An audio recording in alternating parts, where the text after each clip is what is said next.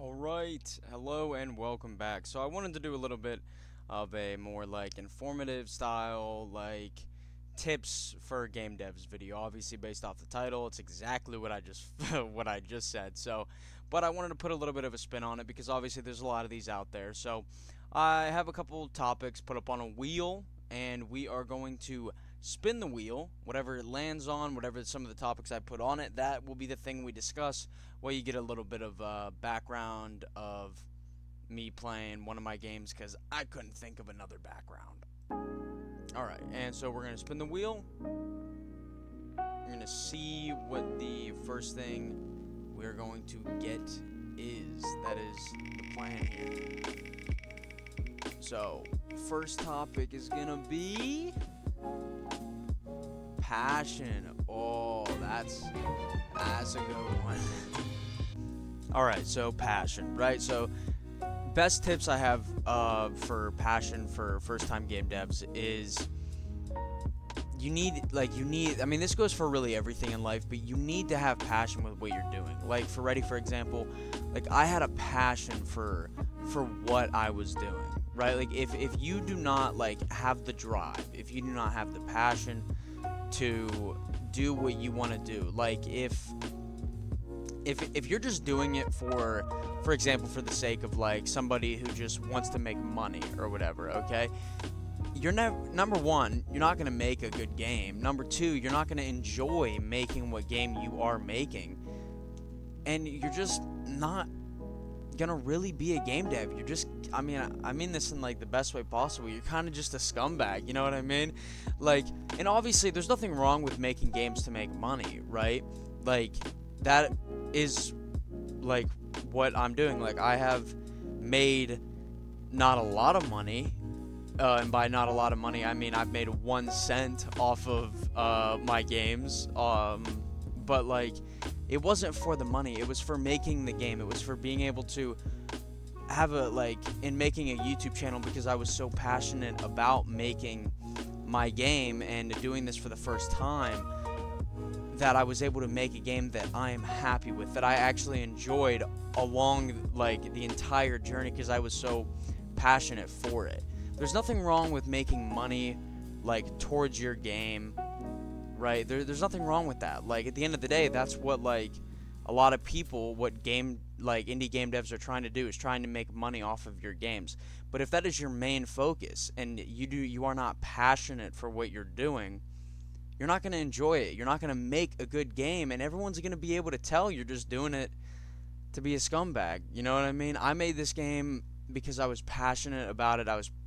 I made videos on devlogs because I was so passionate for just being an indie game dev, I guess, and just being able to do something like this and taking a shot at it. So when it comes to the topic of passion, first-time game devs, you need to make a game that you are passionate about, that you don't want to make a shitload of money off of, or that's not your purpose. Your purpose is to make a game that is fun, that you are going to, that you yourself would enjoy playing, and you want other people to enjoy playing. You need to be passionate about the game itself, about the journey, not about what you can profit off of it. You know what I'm saying?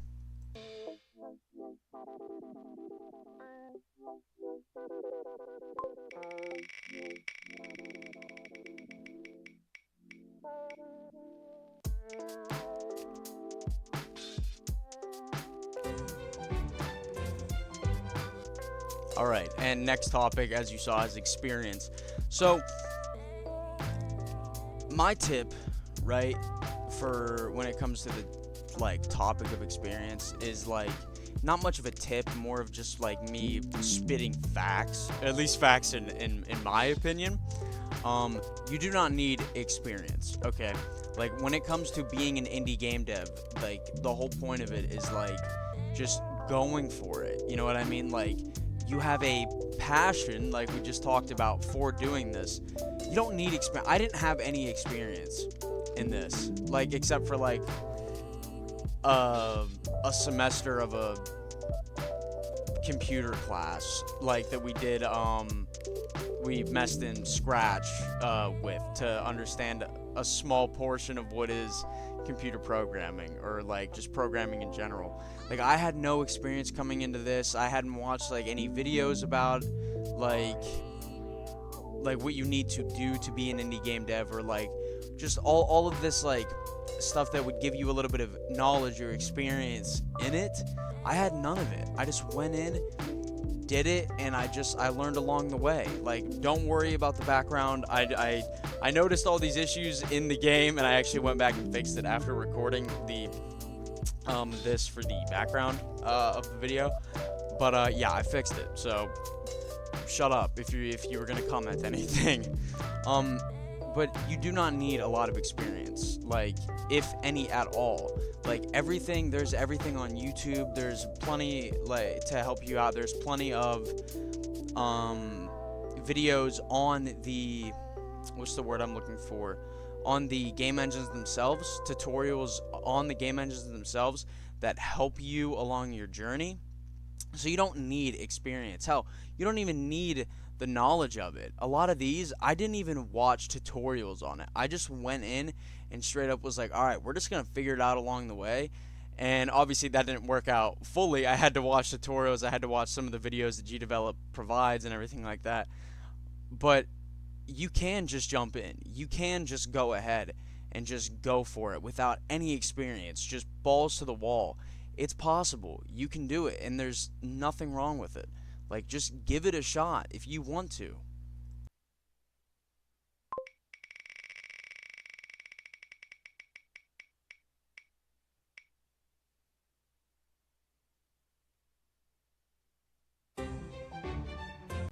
Now, design is a bit of a harder topic, at least in my opinion, because it depends on what type of design we're talking about, okay? If we're talking about game design, or if we're talking about art and like environmental design, right? I'm going to focus on the art and environmental design in what I talk about here, because that seems to be for first time game devs, that seems to be, especially for what it was for me, a very hard and like interesting topic, because if you're not very artistic, or you don't really like have a plan of exactly what you want to do, what you want your game to look like, it can be very daunting. And to help with that, there's plenty of free and paid options on asset stores and multiple different game engines. They have their own asset stores, or you can go on something like itch.io and get some assets. There's plenty of things to help you out like that if you want. But my best advice and a good tip that I have is just go with the flow. Like, I don't know if you can tell based off of like the background, the gameplay of my one game, I didn't really have much of an art direction for this game. Or an art design, or anything like that. Like, I just straight up went for it. And you can see that based off of how like all of my levels are something different. Now there is a little bit of a theme and a little bit of like I'm trying to tie everything together, but like at the same time, I'm just making something to make it. Like I'm making something to have fun, to like look cool, have interesting backgrounds. Like that is the whole point, like, of the design part of a game, like the art design, not the game design, the art design. Yeah, as an indie game dev, is just go with the flow. Like, you don't need to have something set in stone 100%. This is what it needs to look like. This is what it has to look like. Like, you're putting too much stress on yourself if that's how you think, right?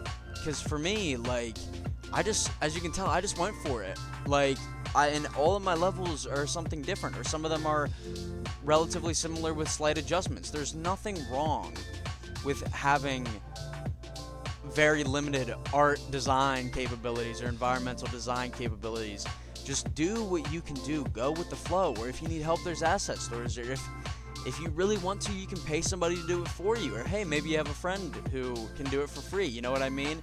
Like, you don't need to be amazing at art design or environmental design to be able to make a game that you are happy with. If you are passionate and you are proud of what you've done, that is really all that matters.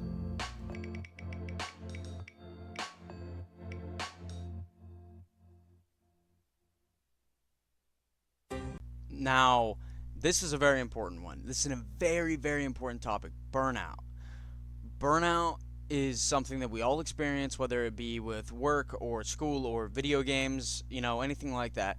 Game development is, you are very, very, very susceptible to burnout, like 100%. And I'll be honest, there were times in the development that I was feeling burned out, that I was feeling like I was running out of ideas. And it's okay to take a breather, to take a moment to step back and just look at all the progress you've made. Take a day, take a week, take 2 weeks, take a month if you need. Like, if you are passionate and like about what you're doing, and the game is that important to you, and you want to make it the best you can possibly be, try and avoid burnout as much as possible. Like, for example, the version 1.1 update for my game, it took me a little bit over a month to come out with for just 3 levels and a new boss. Even though it only took me a total of 5.5 hours to do it, I grinded so hard to get the release version of the game out that I had to take a really long break, and I had to space it out as much as I possibly could just to avoid burnout. And there's nothing, absolutely nothing wrong with that. As an indie game dev, one of the things you need to avoid the most is 100% burnout. Like, my best advice, best tip for burnout is, if you feel like you are experiencing it, if you are really struggling to come up with new ideas and you feel like you're just falling into a rut and that you really, really can't think of anything new, or you feel like everything's going terribly, or you just don't want to do it, don't. Man, like, it really is that simple. And I understand how, like, humans work, because I'm a victim of it too. You want to get it done. You want to get it done as fast as possible. You want to get into the hands of your players, of your community, the people who've been watching you this whole time. But there's nothing wrong with slowing down, taking a little bit of time to yourself, relaxing, like hang out with family, playing some goddamn video games. For that month that I was grinding out the release version of the game, I played no video games. Anytime I had off of my 2 jobs, I was doing that. And it took me a month and a half, or like maybe 5 weeks, to get the version 1.1 update out for the game. All because I just wanted to space it out, because I was feeling so burnt out from the release, and I had to come up with new ideas. This is probably the most important topic in this video, especially because it is the last topic that I'm going to be covering. But try and avoid burnout as much as possible. Take breaks. Feel the passion. It's really just that simple. If you want to take a break, take a goddamn break, man. Relax a little bit. Just try and enjoy life again. It's not life or death. It's something you're doing for fun. It's something that should be fun.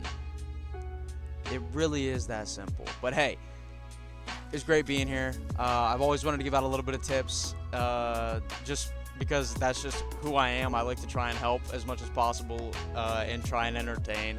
But hey, this was nice. I always enjoy talking to you guys. I always enjoy helping people. Something else I'm very passionate about. So hey, as always, thanks for coming out. Hope I could help a little bit. Maybe just be a little bit of background noise to whatever you're doing, playing video games. I like watching videos while playing video games too, because, I have ADHD, so that also plays a part. But regardless, as always, hey, thanks for coming out. Hope I could help. Hope you enjoyed. And hey, I'll see you in the next video. Well, I won't see you, but I'll shut up. You know what I mean.